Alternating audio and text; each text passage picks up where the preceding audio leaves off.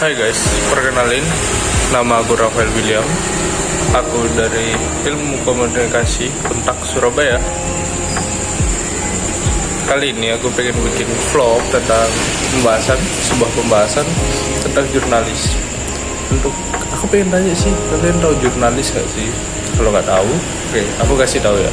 Jadi jurnalis itu orang-orang yang bekerjanya tuh kayak apa ya? Mereka nyari-nyari berita, terus ngolah berita itu, terus menyampaikan informasi dari berita-berita tersebut kepada kita nih, yang orang-orang yang bukan jurnalis. Jadi kita tuh gampang untuk nyari berita, jadi dapat informasi itu lebih mudah guys. Terus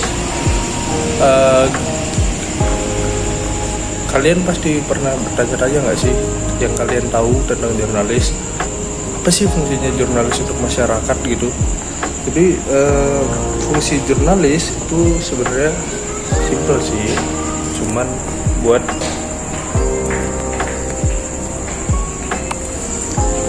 jadi fungsi jurnalis itu simpel aja guys, cuman buat menyampaikan informasi terus mendidik publik gitu aja, cuman sesimpel itu sih. Cuman yang susah adalah ketika mereka harus membuat berita. Jadi para jurnalis ini setelah mereka dapat informasi, mereka harus ngolah informasi itu menjadi berita.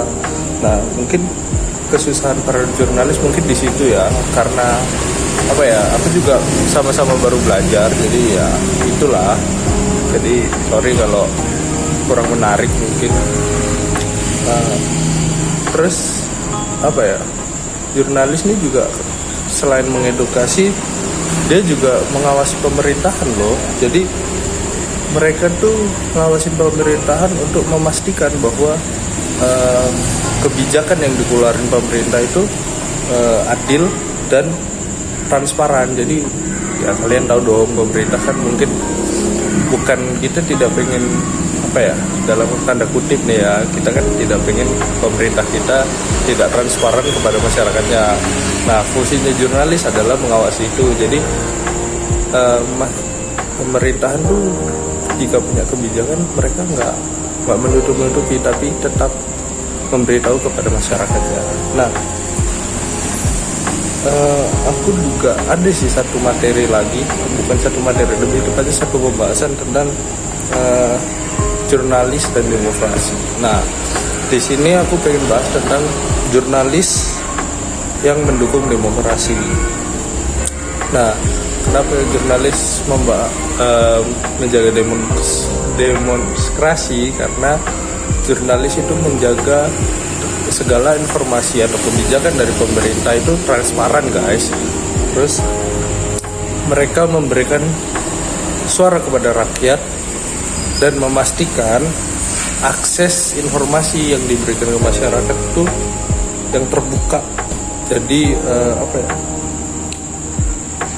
jadi masyarakat tuh bisa berpartisipasi gitu loh dalam proses demokrasi itu. Jadi peran jurnalis ini buat kita tuh banyak banget guys. Jadi mungkin kalau nggak ada jurnalis, mungkin kita bakalan tidak seleluasa ini untuk berpartisipasi dalam demokrasi Indonesia. Mungkin itu aja sih yang bisa aku sampaikan untuk kalian. Jadi siapa nih dari teman-teman yang pengen jadi jurnalis, kasih tahu ya. Bye bye, thank you. Rafael mengundurkan diri. Bye bye, see you.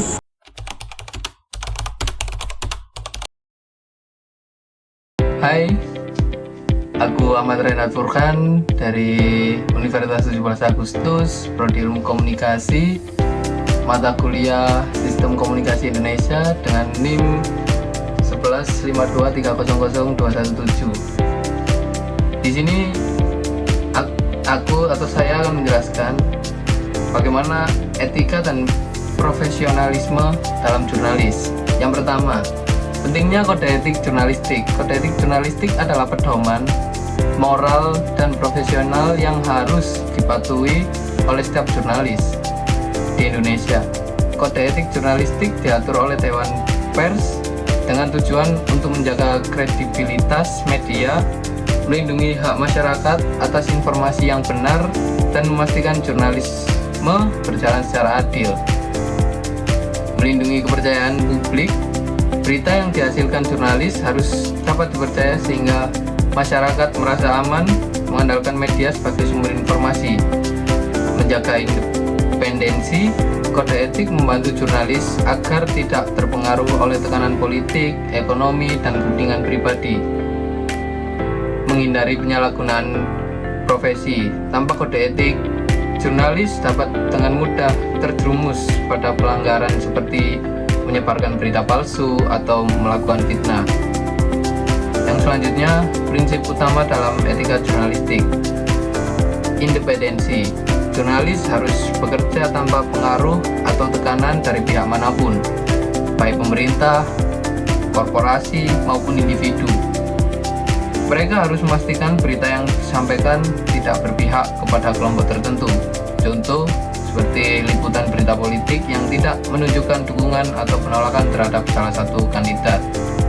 Akurasi, semua berita harus didasarkan pada fakta yang jelas, diverifikasi, dan tidak menyesatkan.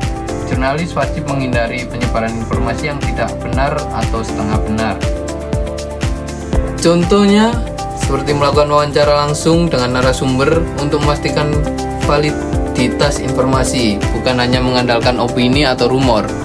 Imparsialitas, jurnalis harus bersikap netral dan adil dalam peliputan berita, memberikan ruang kepada semua pihak untuk menyampaikan pandangannya. Contoh, dalam peliputan konflik, jurnalis memberikan kesempatan kepada kedua belah pihak untuk menjelaskan sudut pandang mereka. Yang selanjutnya, contoh pelanggaran etika dalam dunia jurnalistik. Penyebaran hoax atau informasi tidak akurat. Contoh, menyebarkan berita tentang kematian seorang tokoh tanpa melakukan konfirmasi dari sumber resmi. Dampaknya menciptakan kepanikan publik dan menurunkan kredibilitas media. Berita bernada fitnah atau provokasi. Contohnya, seperti menuduh seseorang terlibat dalam kasus kriminal tanpa bukti yang jelas, hanya untuk meningkatkan jumlah pembaca. Tampaknya merusak reputasi individu yang dituduh dan dapat menyebabkan tuntutan hukum terhadap media. Selanjutnya, ketidaknetralan dalam berita politik. Contohnya, seperti media berpihak kepada salah satu partai politik dan hanya memberitakan sisi positif partai tersebut sambil menyembunyikan sisi negatifnya. Tampaknya membentuk opini publik yang bias dan mencederai keadilan dalam demokrasi. Selanjutnya, pelanggaran privasi. Contohnya pelanggaran privasi seperti meliput korban kekerasan tanpa izin atau menyebutkan identitas mereka secara terbuka. Tampaknya dapat melukai perasaan korban dan melanggar hak asasi manusia. Yang selanjutnya, kesimpulan. Kesimpulannya, etika jurnalistik bukan hanya norma profesional, tetapi juga tanggung jawab moral untuk memastikan informasi yang disampaikan kepada masyarakat benar, adil, dan tidak merugikan pihak manapun. Jurnalis yang mematuhi kode etik akan membantu menciptakan media yang kredibel, menjaga kebebasan pers, dan memperkuat demokrasi di Indonesia. Oke.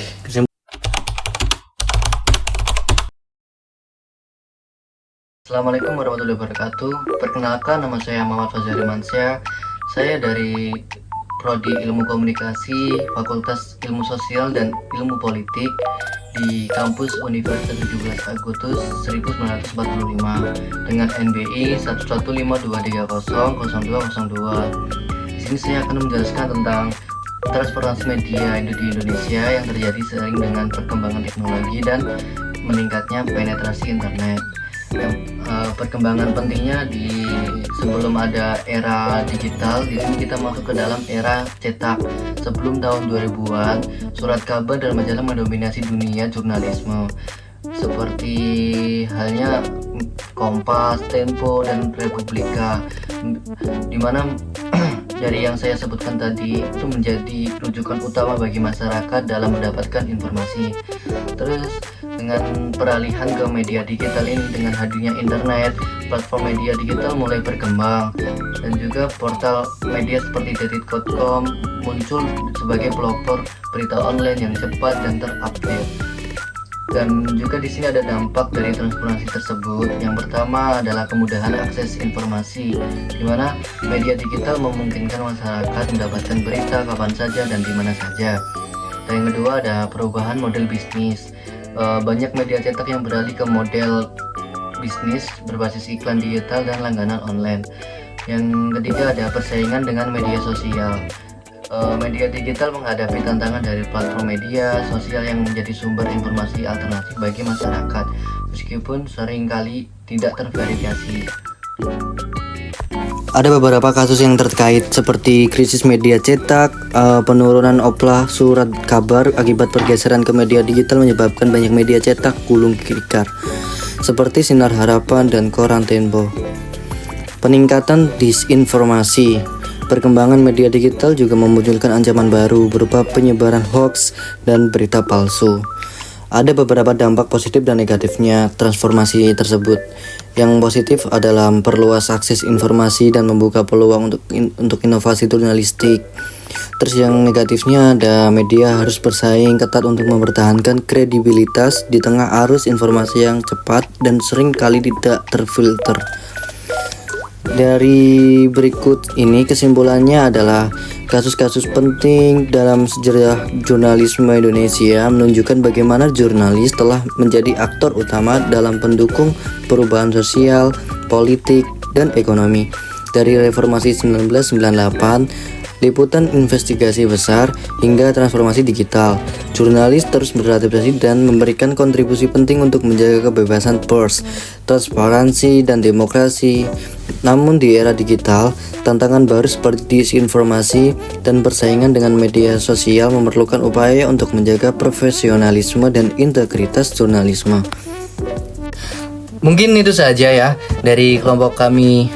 Jika ada yang salah dari kata-kata kami atau mungkin tutur kata kami yang kasar, kami mohon maaf yang sebesar-besarnya. Wabillahi taufiq wal hidayah. Wassalamualaikum warahmatullahi wabarakatuh. Terima kasih.